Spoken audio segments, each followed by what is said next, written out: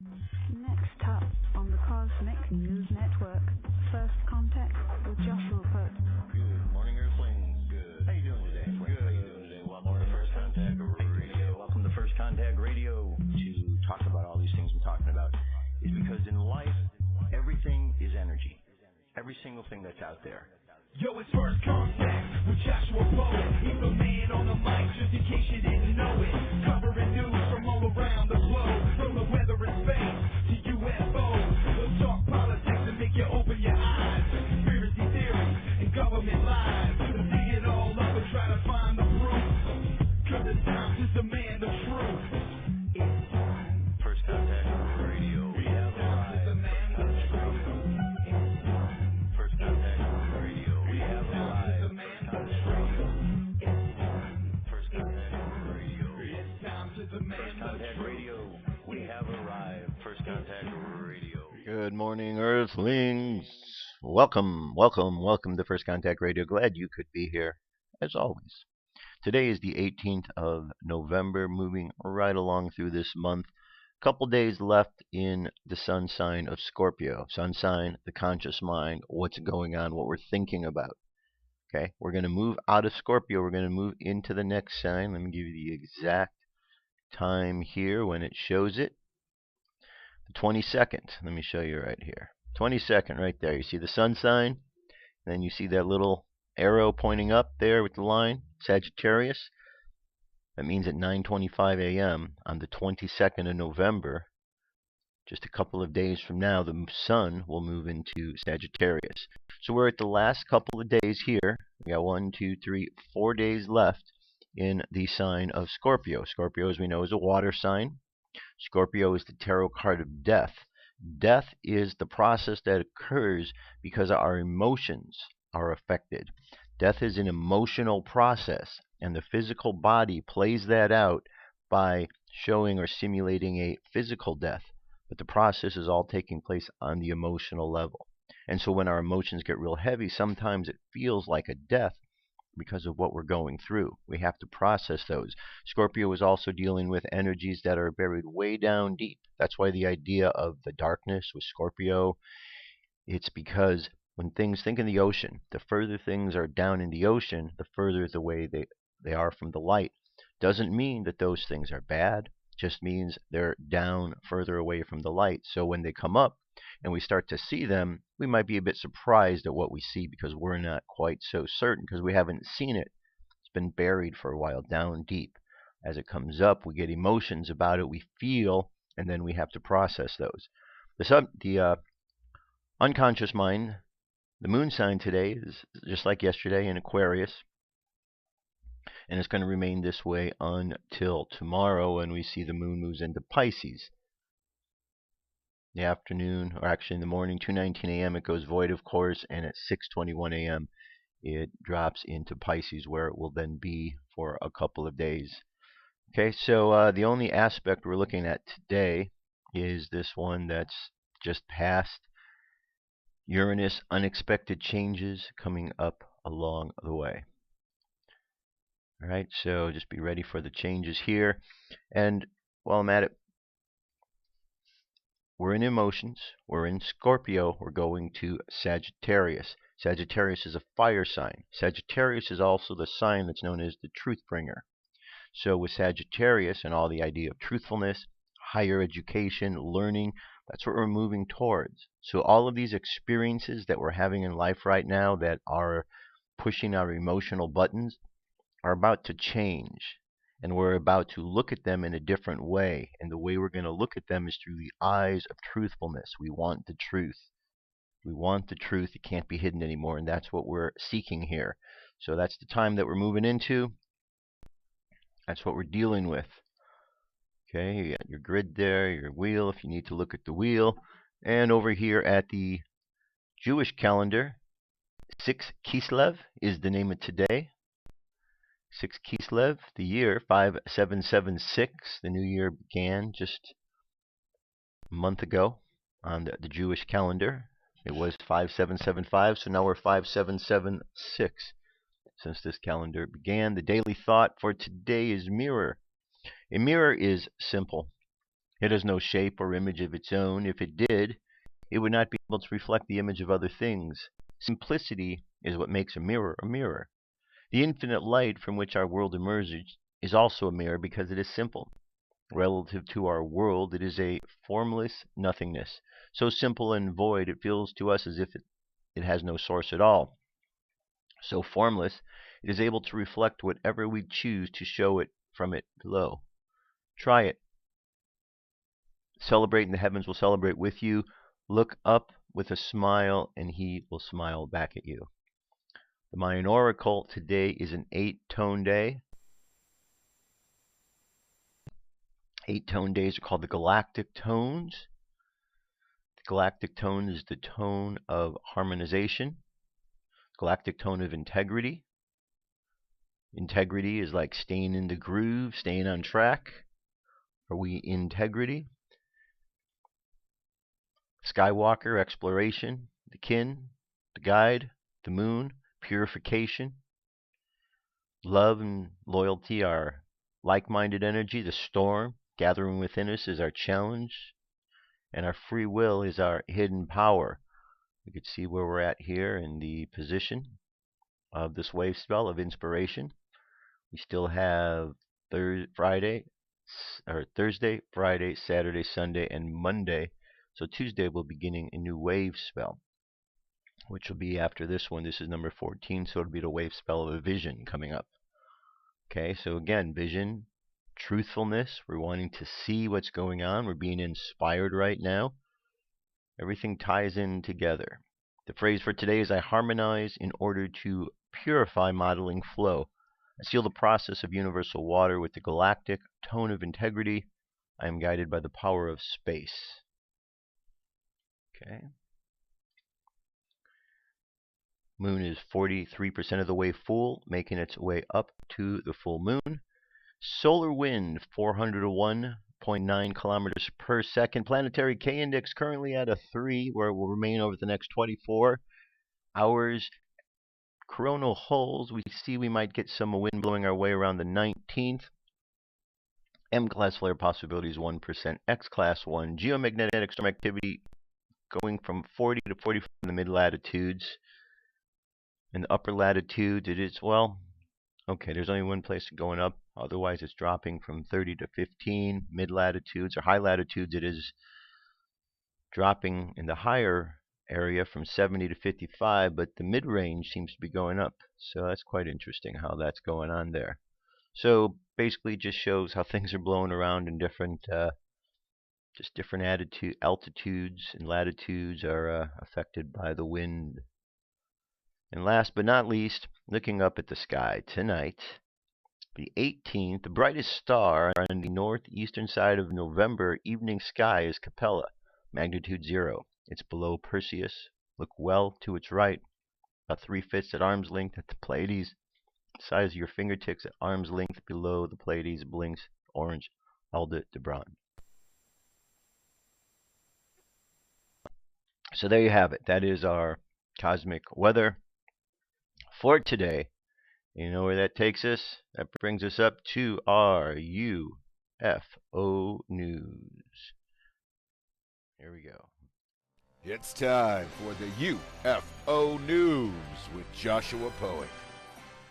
Why, thank you very much, Dirk, for that very kind introduction.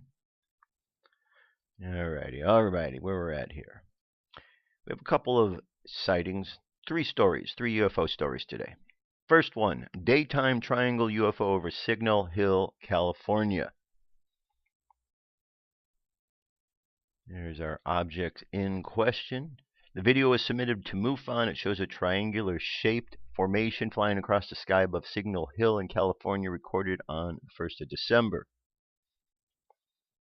Witness reported these UFOs were filmed. There are 2 years of UFO field research.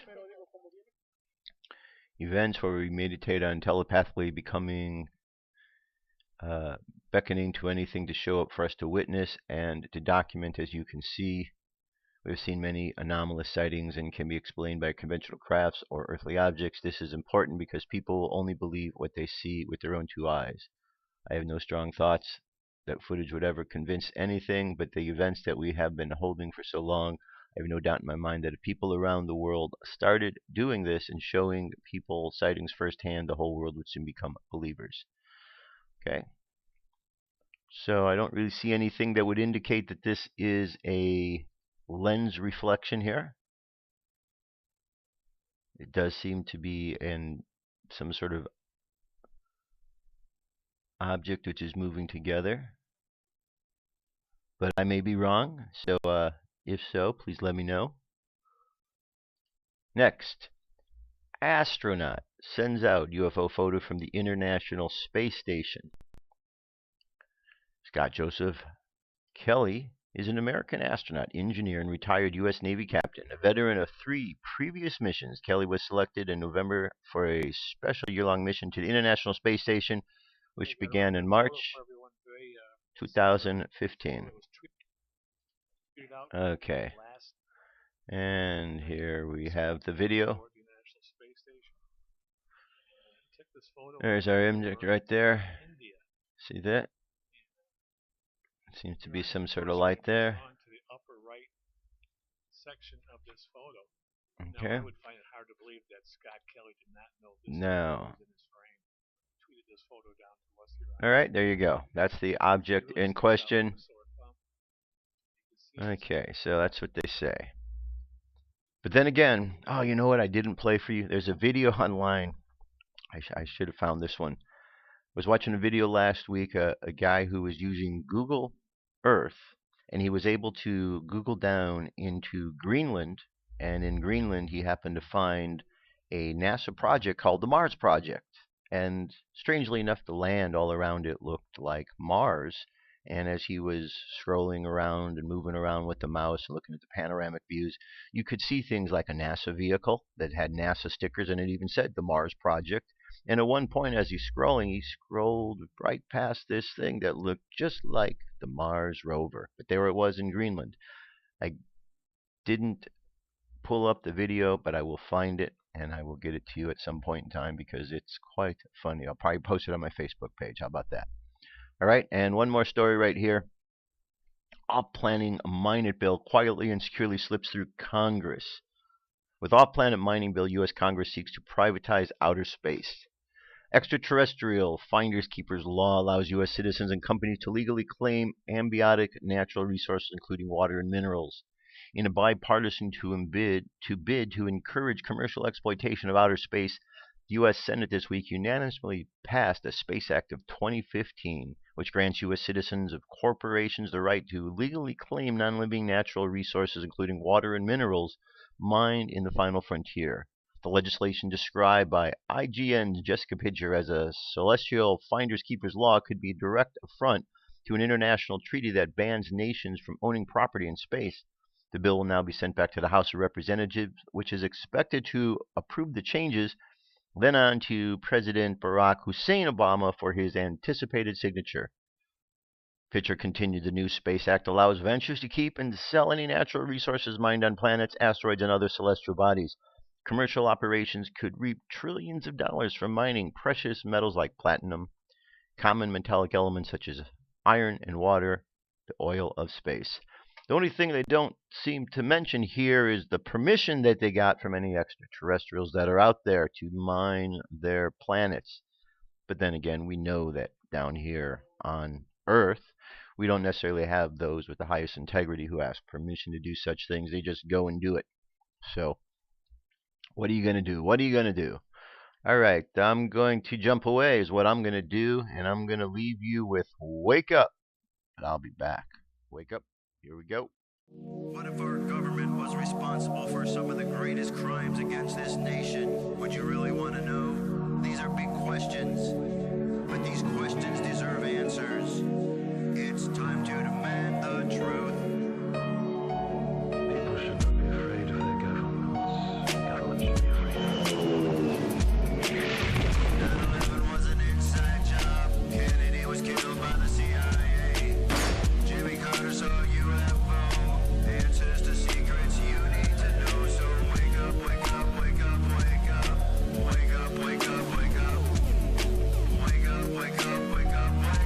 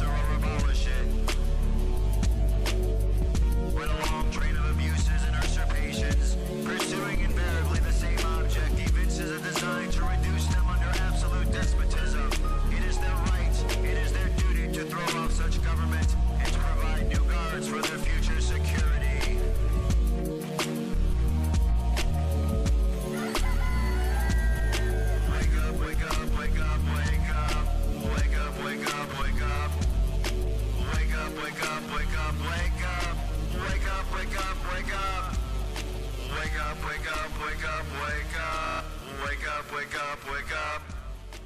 Wake up, wake up, wake up, wake up. Wake up, wake up, wake up. Patriots arise. It's time to demand the truth. All right. All right, all right. All right, let's continue on here. So, there's some issues going on in the world. Unless, of course, you are, moving through life with blinders on, or let's say you have your head in the hole in the ground. Unless you're in those situations, you have to be aware of what's going on in the world. Okay, so I want to address this first and foremost. For a long time, talk about the president being a Muslim has occurred. It's been going on for years. People don't believe it, but he says it with his own mouth, his own words. So I'm going to play this here so you can hear his own words, what he is saying yet again. Yet again. And so I think on the one hand, non-Muslims cannot stereotype, but I also think the Muslim community has to think about how we, the Muslim community has to think about how we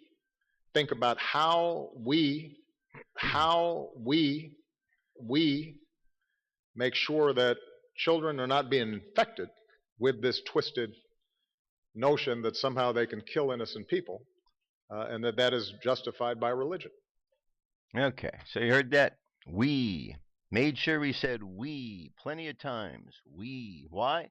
Because he is a Muslim. How many more times does he need to say that he's a Muslim before people actually listen to what he is saying? Okay? So, what's the problem here? What is the problem? Why is it that people are feeling that there is a concern about Muslim? It's a numbers game, okay? A numbers game. When you have a group of people, let's say 100% of the people, and let's say 100% of those people is, let's say, 1 million people. Okay? You have 1 million people, and of those 1 million people, 10% of them are considered to be bad or extremist, part of that group, whether it's blacks or whites or Asians or Islam or Christianity or anything else. You got a group, we're saying it's a million, 10% of that, that's 100,000. So there may be 90,000, or 900,000 peaceful people within that group, but there's 100,000 troublemakers. The ones you don't worry about are the peaceful ones because they're not causing problems. But those 100,000 troublemakers can cause a whole lot of problems. And that is the concern. So this video here explains this. I wanted to give you a little bit of a heads up to help you understand what's going on here because it's real simple, basic understanding. And when we look at the numbers, okay, so I want you to listen to this. Listen to what this woman, Brigitte, has to say. And this was from a couple of years ago, last year. And I think you'll kind of get the point if you just listen to this.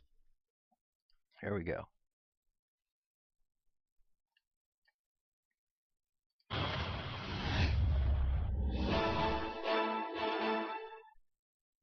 Assalamu alaikum. Peace to you all. My name is Saba Ahmed. I'm a law student at American University.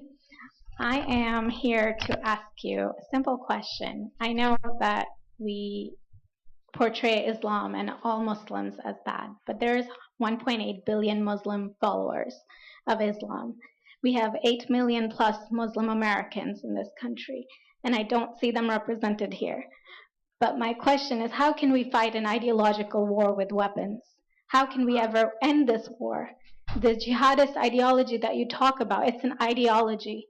How can you ever win this thing if you don't address it ideologically? Great question. I am so glad you're here, and I am so glad you brought that up because it gives us an opportunity to answer. What I find so amazing is since the beginning of this panel, which we are here about Benghazi attack against our people, Not one person mentioned Muslims. We are here against Islam, or we're launching war against Muslims. We are here to discuss how 4 Americans died and what our government is doing. We were not here to bash Muslims. You were the one who brought up the issue about most Muslims, not us. And since you brought it up, allow me to elaborate with my answer. There are 1.2 billion Muslims in the world today. Of course, not all of them are radicals. The majority of them are peaceful people. The radicals are estimated to be between 15 to 25%, according to all intelligence services around the world. That leaves 75% of them peaceful people. But when you look at 15 to 25% of the world Muslim population, you're looking at 180 million to 300 million people dedicated to the destruction of Western civilization. That is as big of the United States. So why should we worry about the radicals, 15 to 25%? Because it is the radicals that kill. Because it is the radicals that behead and massacre. When you look throughout history, when you look at all the lessons of history, most Germans were peaceful. Yet the Nazis drove the agenda. And as a result, 60 million people died. Almost 14 million in concentration camps. 6 million were Jews.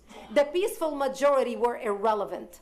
When you look at Russia, most Russians were peaceful as well. Yet the Russians were able to kill 20 million people. The peaceful majority were irrelevant. When you look at China, for example, most Chinese were peaceful as well. Yet the Chinese were able to kill 70 million people. The peaceful majority were irrelevant. When you look at Japan prior to World War II, most Japanese were peaceful as well. Yet Japan was able to butcher its way across Southeast Asia, killing 12 million people, mostly killed with bayonets and shovels. The peaceful majority were irrelevant. On September 11th in the United States, we had 2.3 million Arab Muslims living in the United States. It took 19 hijackers, 19 radicals to bring America down to its knees, destroy the World Trade Center, attack the Pentagon, and kill almost 3,000 Americans that day. The peaceful majority were irrelevant. So for all our powers of reasons and us talking about moderate and peaceful Muslims, I'm glad you're here. But where are the others speaking out? And since you are the only Muslim representative,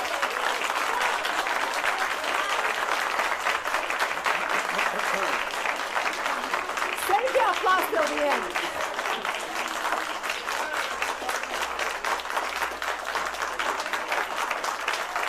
Thank you. Thank you. And since you're the only Muslim representative in here, you took the limelight instead of speaking about why our government, and I assume, are you an American? You're an American citizen. So as an American citizen, you sat in this room and instead of standing up and saying a question or asking something about our 4 Americans that died and what our government is doing to correct the problem, you stood there to make a point about peaceful, moderate Muslims. I wish you brought 10 with you to question about how we can hold our government responsible. It is time we take political correctness and throw it in the garbage where it belongs and start calling it. All right, there you go. That gives you a good summary of what's going on. Do you understand? It's a numbers game. So when people say, yes, the Muslims, they're peaceful, majority of them are, but the majority of them are a percentage, and the ones who are troublemakers are another percentage. And it is the percentage of troublemakers that we are concerned with. And according to the estimates, as she said, 1.8 to 300 million. There's 307 million Americans, 307 million here in America. So, really, do you want to, in America, deal with 300 million terrorists? Are you sure you want to do that? Because if the terrorists arrive here, they're not going to arrive to the shores and they're not going to ask you, are you Republican or Democrat, and then decide to take action against you. They're just going to take action against you because you're an American. So before you choose sides, before you decide to push an agenda, you should really think twice, because this situation, if it occurs, can't be taken back. If Muslims, radical Muslims, are able to infiltrate our country via the immigration that's going on of all of these refugees, which are mainly fighting age males, if they are able to infiltrate our country, then we've allowed ourselves to be invaded, and therefore allow ourselves to be laughed at by the rest of the world for being so stupid. So what are we going to do? Are we going to turn our back on the troublemakers because the peaceful ones are talking and we have to listen to them? We need to listen to the peaceful ones, but the peaceful ones need to understand the situation that we're all facing. And if they don't, then I'm going to suggest that they try a little bit harder to understand. And if they still don't, I'm going to suggest that they don't want to understand. And therefore, they justify the actions that are going on by their violent brothers and sisters. You have to pick a side, one way or the other. You can't be in the middle of the road in this regard. You're either with the terrorists or you're against them. So if you're Muslim and you're a peaceful Muslim, great. Then be peaceful and understand the problem that we're having with the extremists and speak out against them. Because if you don't, we don't think that you're against them. So you let us know what's going on. We'll know by your actions. It's real simple. Real simple. Now, I want to play this for you here because Americans sometimes are in a bubble, and we don't seem to understand what the situation is around the world with population and how special things are here in the United States. So this video is called Immigration, World Poverty, and Gumballs. I'm going to play the whole video because this really sums up what's going on in a very simplistic way for people to understand. Here we go.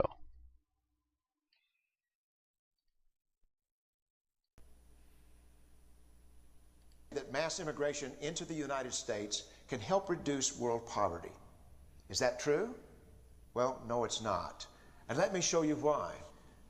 This gumball represents the 1 million legal immigrants that the United States has taken every year on average since 1990. Now, who in the world deserves our humanitarian compassion? The World Bank has one measure of the desperately poor of the world. They make less than $2 a day. And how many people make less than $2 a day in the world? Well, let's start with Africa. In Africa alone, there are 650 million people who make less than $2 a day. 650 million. And in India, another 890 million people, desperately poor. China adds another 480 million people, making less than $2 a day. And unfortunately, the rest of Asia has a heartbreaking 810 million people who the World Bank says make less than $2 a day. And finally, there's 105 million of Latin America's population that are desperately poor. All told, the World Bank says there are 3 billion people in the world. 3 billion people who are desperately poor, making less than $2 a day. That's 3,000 gumballs. And every year, we take 1 million and suggest that we've somehow made a humanitarian difference. Of course, we don't pull our immigrants from these desperately poor populations, do we? These people are too poor, too sick, too disconnected to make it here as immigrants. We tend to pull our immigrants out of the better off poor of the world. And Mexico tends to define the type of immigrant that we bring here because the plurality of people come from Mexico. And Mexico is poor. How many people in the world live in countries that have average incomes lower than that of Mexico? And the World Bank tells us that that number is these 3 billion plus another 2.6 billion people. 5.6 billion people in the world who live in countries with average incomes below that of Mexico. That's 5,600 gumballs. And so what is it that the elites are telling us? They're telling us that when we take this 1 million immigrants, that we somehow or another are tackling world poverty. And we have to do it regardless of the effect on our unemployed, the working poor, the most vulnerable members of our society, regardless of the effect on our natural resources. Even if we went by the most radical proposals in Washington, which are to actually double our immigration to 2 million a year,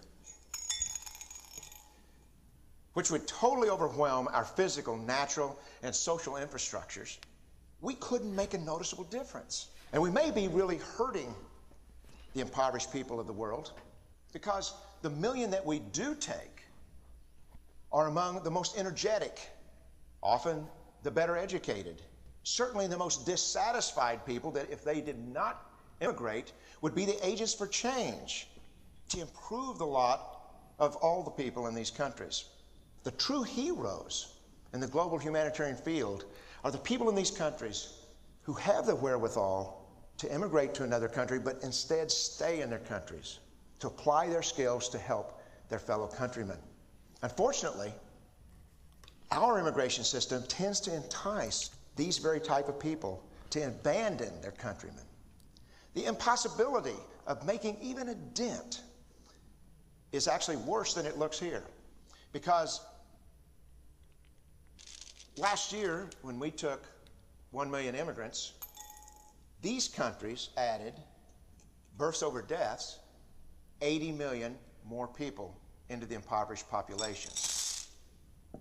And this year, Congress is bringing in 1 million legal immigrants. And this year, according to the United Nations, these countries are expected to add another 80 million people. And next year, you can be quite sure that Congress, unless stopped by the American voters, will bring in another 1 million immigrants. And these countries, unfortunately, will be adding another 80 million people into these impoverished nations. We could take 5 million a year, but we'd never get ahead of what's happening in these countries, not in this century. Don't you see? Immigration can never be an effective or significant way to deal with the suffering people of the world. They have to be helped where they live. 99.9% of them will never be able to immigrate to a rich country. There's no hope for that. They have to bloom where they're planted. The only place that 99.9% of these people can be helped is where they live. Let's help them there.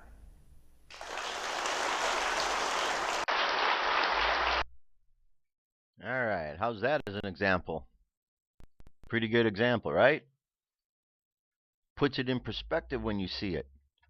You know, lets you know that there's people that are leaving the country, the fighting age males. Makes you wonder, why are good able-bodied males leaving their country? They don't believe in their country anymore, or do they have an agenda? There was a Syrian refugee. They were brought to Louisiana. They were settled in Baton Rouge.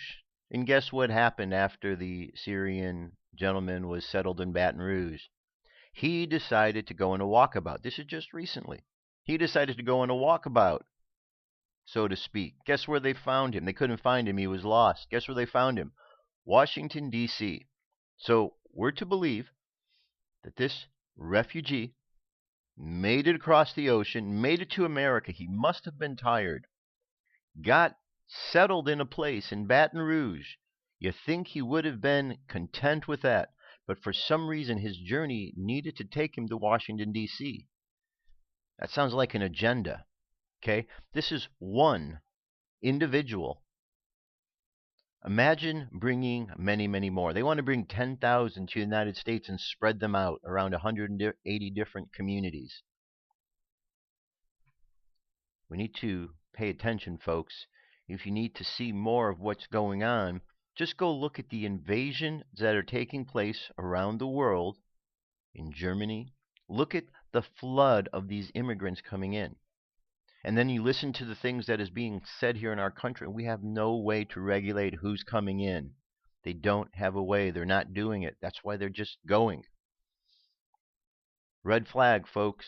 Red flag. What is going to be necessary for Americans to realize the danger that we're in? Because once the boat pulls up to the shore, and the hatch opens up, and thousands of immigrants pour out of that boat onto American shores and just start taking to the streets, it's really difficult to take that back.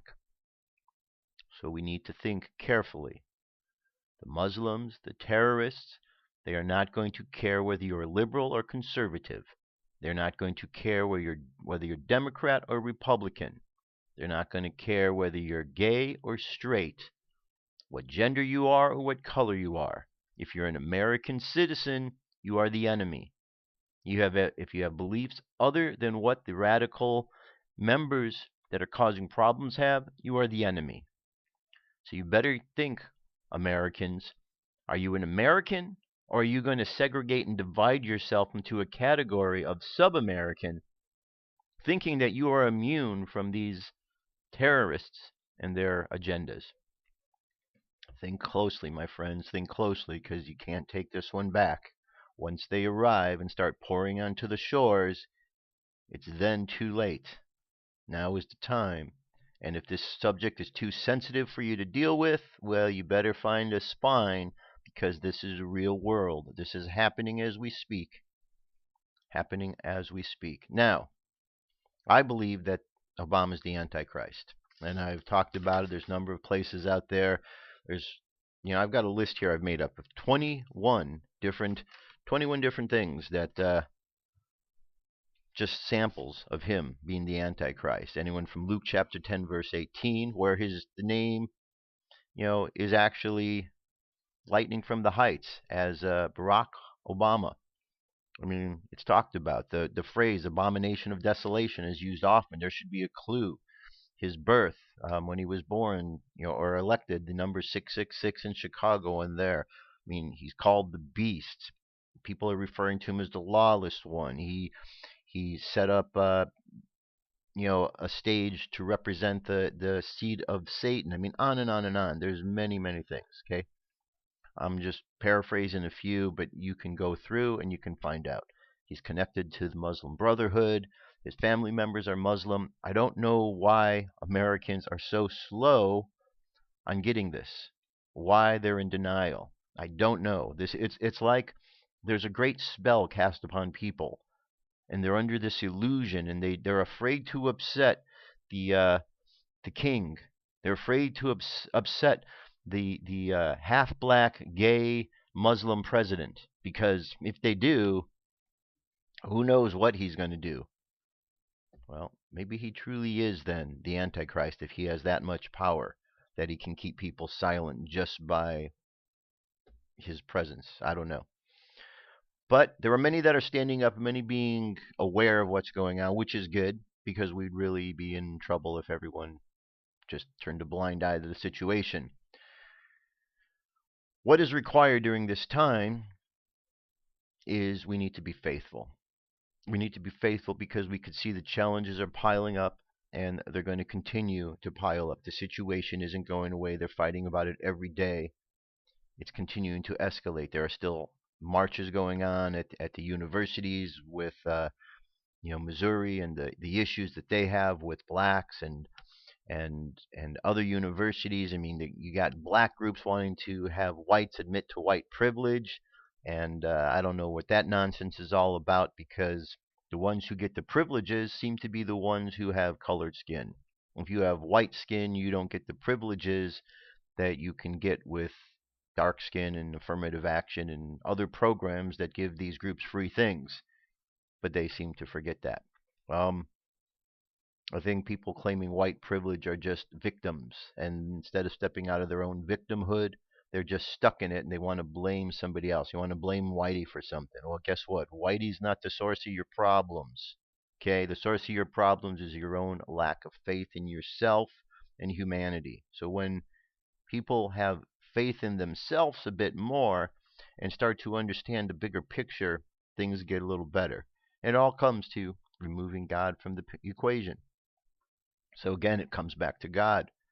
So what I've got here is something that is a solution. I've been, over the last couple days, you've heard me bring up the prayers, the different Bible verses, chapter Matthew talking about these times, Enoch, talking about how the wicked and the godless are going to be removed. Today, these are 56 Bible verses about faith. Okay? Bible verses about faith. So I'm just going to go through, I'm going to read a bunch of these. I pray that out of the glorious riches he may strengthen you with power through his Spirit in your inner being, so that Christ may dwell in your hearts through faith. And I pray that you, being rooted and established in love. Ephesians 3:16. Mark 11:24. Therefore I tell you, whatever you ask for in prayer, believe that you have received it, and it will be yours. Hebrews 11:1. Now faith is confidence in what we hope for, and assurance about what we do not see. Romans 15:13. May the God of hope fill you with joy and peace as you trust in him, so that you may overflow with hope by the power of the Holy Spirit. James 1:6. But when you ask, you must believe and not doubt, because the one who doubts is like a wave of the sea, blown and tossed by the wind. 1 Peter 1:8. Though you have not seen him, you love him. And even though you do not see him now, you believe in him and are filled with an inexpressible and glorious joy, for you are receiving the end result of your faith, the salvation of your souls. Hebrews 11:6. And without faith it is impossible to please God, because anyone who comes to him must believe that he exists, and that he rewards those who earnestly seek him.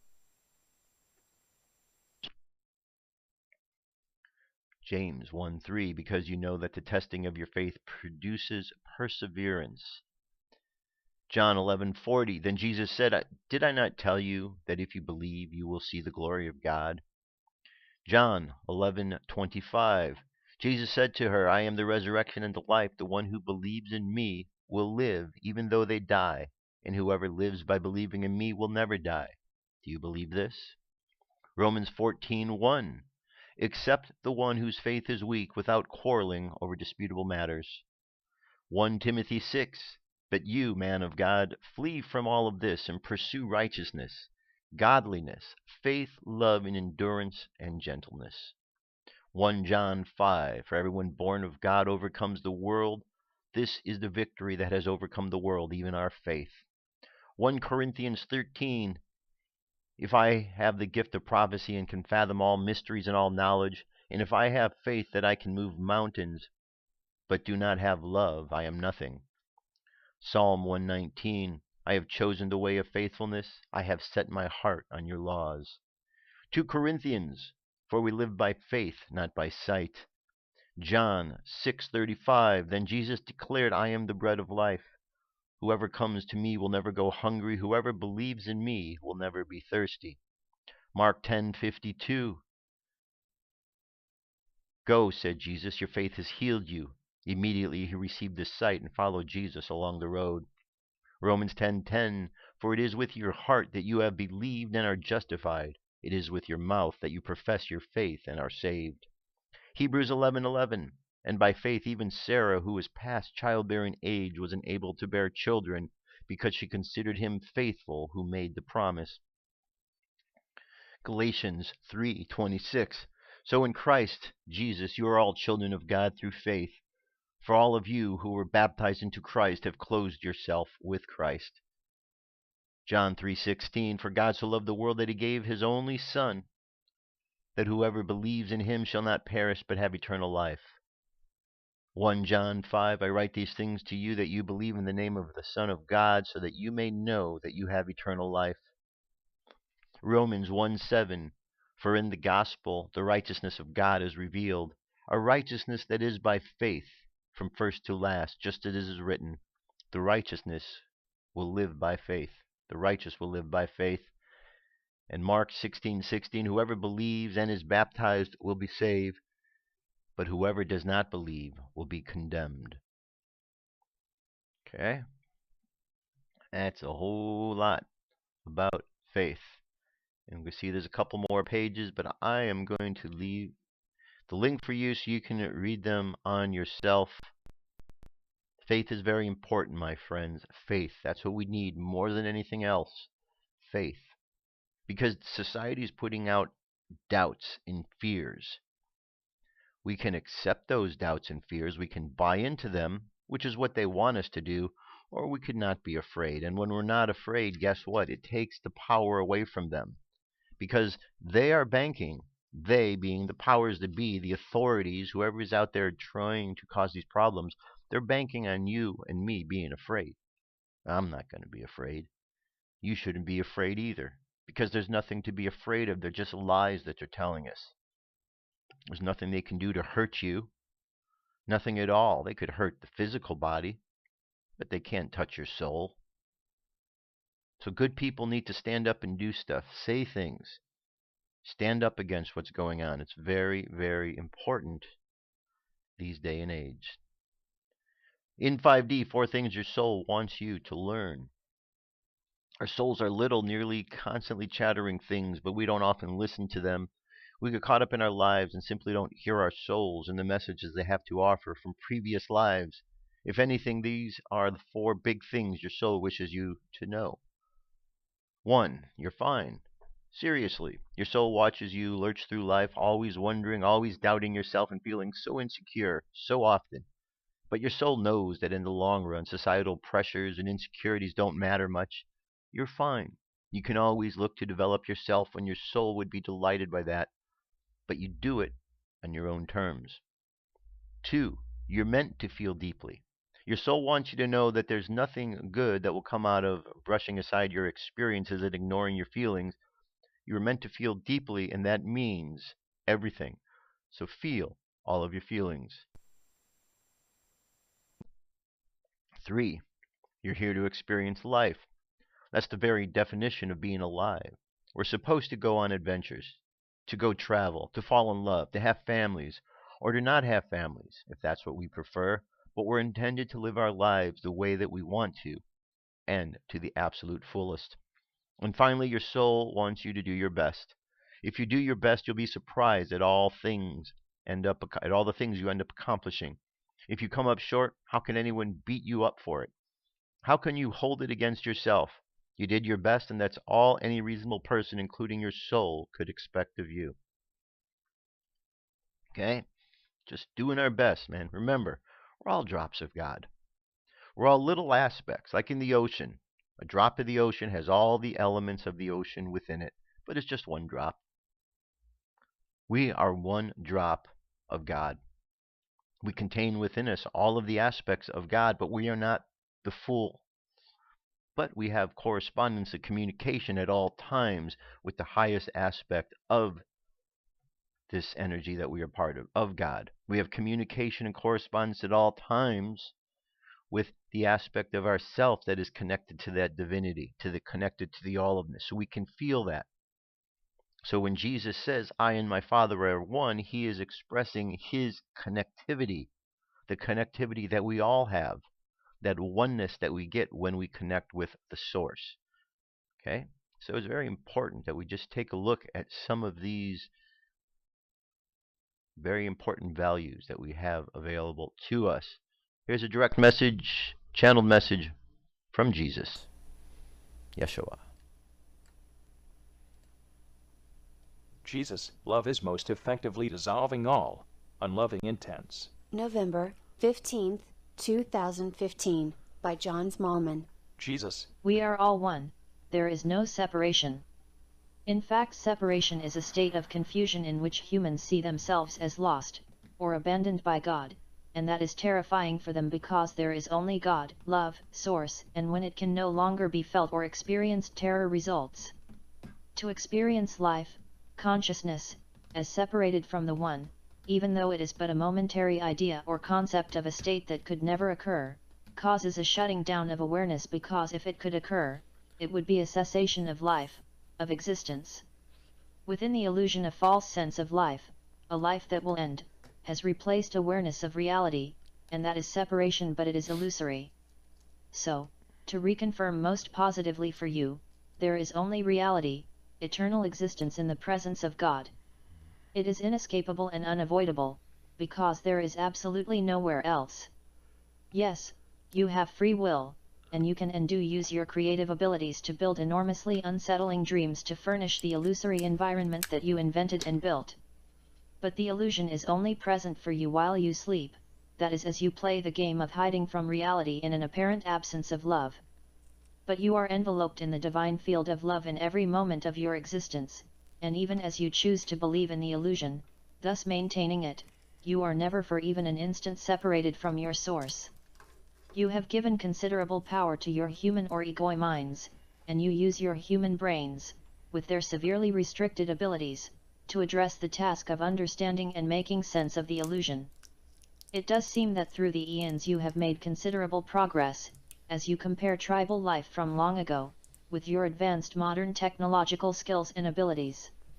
But dreams are always dreams, ephemeral and short-lived, like civilizations that have come and gone before your own, some apparently leaving no discernible traces. However, they can seem extremely long-lasting. Your present understanding is that your universe, which seems infinitely vast, has been in existence for approximately 13.7 billion years since it created itself out of nothing. And that seems like an extremely long time, but modern physics has now realized that the concept of time is illusory. 13.7 billion years is but the blink of an eye. But when you are in pain or suffering, minutes can seem like eternity. It really is time that you awakened. And you are in the process of doing just that. The man-made catastrophes that are causing so much damage and suffering all across the world are unacceptable to the vast majority of you, and the collective decision has been made to cease maintaining the illusion and to awaken into the eternal joy of reality. In the meantime, it does seem that things are getting far worse on the planet as modern technology enables you to do much more damage in a much shorter period of time, but it also allows you to become aware of what is occurring far more rapidly. Time is accelerating, and therefore the effects of both your activities and your intentions are delivered with increasing rapidity. Online shopping is a demonstration of this, and you can no doubt infer from this what effect it is having in the armaments and intelligence industries. However, do not alarm yourselves with thoughts of that nature, because love is most effectively dissolving all unloving intents and permeating the hearts of even the most damaged souls among you.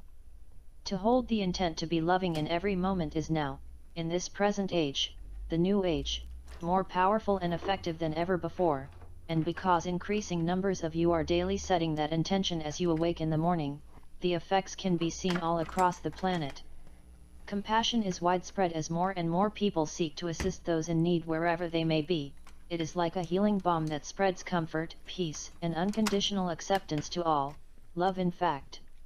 All are suffering, all are in need, from the most violently abused to the most violently abusive, because that is the nature of the illusion, and the tsunami of love recognizes this and is now calming and eliminating the waves of violence that have been endemic on Earth for so long. Please do not focus too much of your attention on the news of disasters and calamities with which the mainstream media floods the airwaves. Instead, seek the good news. There is an enormous amount of it as the intensity of the tsunami of love sweeping across and enveloping the planet brings healing, forgiveness, and compassion in unprecedented abundance to all who open themselves to it. And the energy fields of those holding that intent are expanding as well, so that there is no one on earth who remains unaffected by the tsunami of love. It is all pervasive, it is instilled in every human heart, and no human heart is capable of resisting it, denying it, or blocking it, because, of course, there is no separation. You are on earth at this moment to engage with love and to share and extend love unconditionally with everyone with whom you interact in any way at all. You know this, and you are doing it magnificently. You are doing the work of awakening humanity because you chose to do so, and for that you are mightily honored.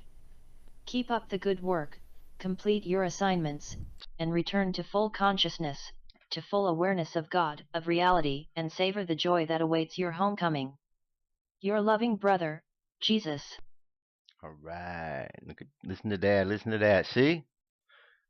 It's what we know we need to do. We're reminded. Wars, rumors of wars, lies, deceits, all the things that the book of Revelation and prophecy has told us would happen is happening. Yeshua, Jesus, reminds us, don't get caught up in all of that. Remember the good. Remember the good that we have within us. Remember the divinity within us. Nothing can stop us. Nothing can hold us back except ourselves, because we are the ones we've been waiting for. We are the ones that we've been waiting for. All right, this is page 132, Warrior of the Light. There are two types of prayer.